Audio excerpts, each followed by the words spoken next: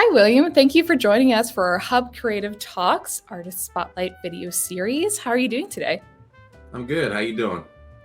Good. It's nice to have you here. Let's talk a little bit more about yourself. Yeah, sure. So my name is William Leathers.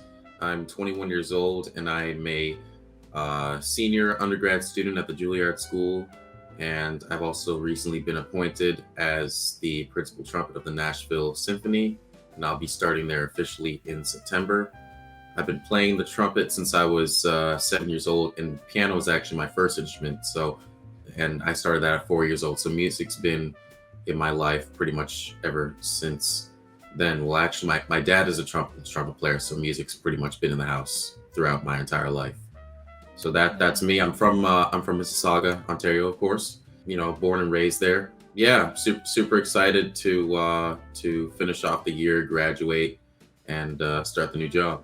Nice. So that goes into a couple questions I have for you. So, as you just said, you're coming up on graduating at Juilliard. Do you have, first off, I guess, what was it like for you? And do you have a favorite moment up until this point? Well, it's been great being at Juilliard, studying here. We get to study with some of the best, some of the best teachers in the world, who are also some of the best performers in the world. Some of our teachers perform in the New York Philharmonic or the Metropolitan Opera, the New York City Ballet. Some very high quality chamber groups as well, like the American Brass Quintet. Everyone, all the students are also amazing as well. So I get to work with incredible colleagues all the time. So it's been really fantastic. Probably a favorite moment of mine would be performing at Carnegie Hall, which is actually the last performance that I did before the performance that I did in New York at Juilliard before the pandemic. So we Mm-hmm. played Mahler's Fifth Symphony there, and I got to play Right. first trumpet on that piece. So that's definitely a favorite moment of mine. Yeah, that sounds like it, of course. So, I want to talk more about you had a GoFundMe set up for you to attend Juilliard at the beginning. Can you tell us more about that? Yeah, sure. So family friend of mine, Andre Demise, he had heard from my mother that I had gotten into Juilliard, and when he heard about the cost, he set up a GoFundMe Mhm. to cover the cost so I could attend, and he set up a lot of media engagements for Mhm. myself. Basically, a lot of generous Canadian people and people from all over the world as well donated to the campaign, and so that ended up covering my first 2 years at Juilliard. And then right after my first 2 years are complete, I was awarded a Kovner Fellowship, which is a full ride plus living expenses. Yeah, and of course, I'll always be grateful for every single person who donated, because I wouldn't be Wow. in this position now without them. Yeah, that's wonderful. Getting the community to get involved and getting you there, which is wonderful. So let's talk about like a little bit about your hometown community, being raised in Mississauga. What was that like for you? How did Mississauga kind of help your music practice in the early stages growing up here? Well, growing up in Mississauga, first of all, it's a really nice place to live. It's also right next to Toronto. Mhm. There's a lot of stuff there, and in Mississauga. So growing up, I was in terms of Mississauga itself, I was a part of the Mississauga Children's Choir when I was very young. Mhm.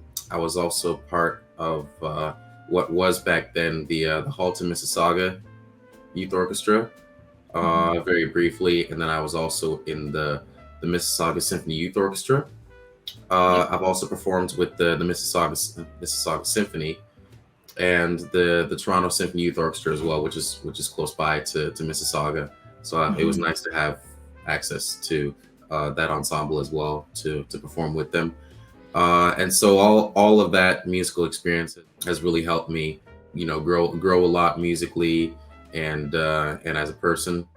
And of course, at some of these events, getting to see Hazel McCallion from time to time Yeah. is always nice.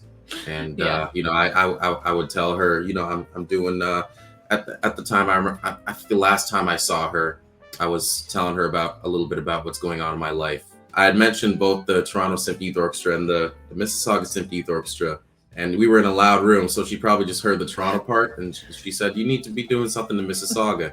And I said, well, I am doing something. So yeah, so I'm glad I was able to hopefully make her happy, letting her know that I'm also doing some stuff in the Mississauga community. Oh yeah, she's the Mississauga gem here. Still is, still going Yeah, strong. So I think you probably made her happy. yeah. Yeah. That's great. So I kind of want to talk more about the recent success been having. So you've recently made your Broadway debut in The Music Man. How did you find out about this opportunity? Like, what was that like for you?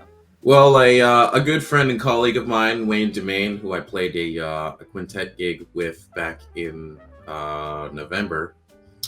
So we met through that engagement, and later I happened to bump into him on the street in New York back in December, and I think he had just finished up doing something at the Metropolitan Opera, and I just finished actually subbing with the New York Philharmonic in the Holiday Brass concert, and so we bumped into each other, and we said hello quickly, and as I was leaving, he said, "Hey, Will, I want to put you on the sub list for The Music Man."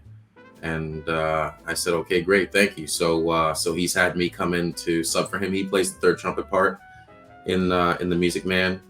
A lot of nice section parts and some solos in there as well. And so it's I've gone in 3 times now. Just played the book for him when he wants me to come in. And yeah, it's a whole lot of fun. They're great to hear Hugh Jackman up on stage above where I am. Wow. And yeah, and it's nice to hear the character of Winthrop playing the cornet as well. Wonderful. Wonderful. That's great. Congrats. So then also congrats, like you were talking about earlier, they were recently appointed as a principal trumpeter at the Nashville Symphony. So congrats. That's amazing. What are you looking forward to most about this? Well, definitely playing with the orchestra, learning to play with their style and all of that. I'm just looking forward to it's a really phenomenal group, so I'm really looking forward to playing with them. And in terms, since it's Nashville, I'm also looking forward to getting into the recording scene there as well, doing a little bit of commercial playing, which I like to do because that's something that my dad does. He's a jazz commercial trumpet player, and I'm also looking forward to starting a teaching studio there as well, teaching students from around the Nashville area, and online as well from anywhere wherever a student may be. That's pretty much what I'm looking forward to the most. Great. So, I mean, it sounds like you're going to be getting a teacher too, so that's wonderful. So, do you have any advice for maybe any young musicians interested in instrumental work who maybe want to make this as like their career? Well, for this craft specifically, and I think for whatever your craft is, I think the same thing goes. My mother always told me failure to prepare is preparing to fail, and that especially on a brass instrument where you make one miscalculation and you miss a note, or something doesn't speak the way you want it to, or any craft. The best way to succeed in your craft or any craft is to prepare as much as you can for a performance or audition or whatever it is, so that you have the highest success rate you possibly can. What does the future, other than what you've mentioned already, look like for you? Do you have any other things you want to mention to our audience? I guess the main thing I will be working on in the future is just building a teaching studio. Like I said before, there is one other thing that I'm doing in the summer. I've been invited to play with the National Brass Ensemble in San Francisco. I got a wonderful guy, a trumpet player, Mike Sachs. He plays principal trumpet in the Cleveland Orchestra. He invited me to come do that, so I'm really looking forward to playing with some of the world's best brass players. And my own teacher, Chris Martin, will also be there, and so that's something I'm really looking forward to. Wow, it sounds like you have a lot of exciting things coming for you. So where can people stay up to date with you? Do you have a website or any social media channels you'd like people to follow? The best place to see what I'm doing would be my Instagram. That's at LeathersBoy, like my last name, Leathers, Leathers, Boy, Boy. Well, thank you so much, William. It was wonderful to chat with you today, and we're looking forward to seeing everything you're going to accomplish in the future. Thanks so much. Pleasure to be here.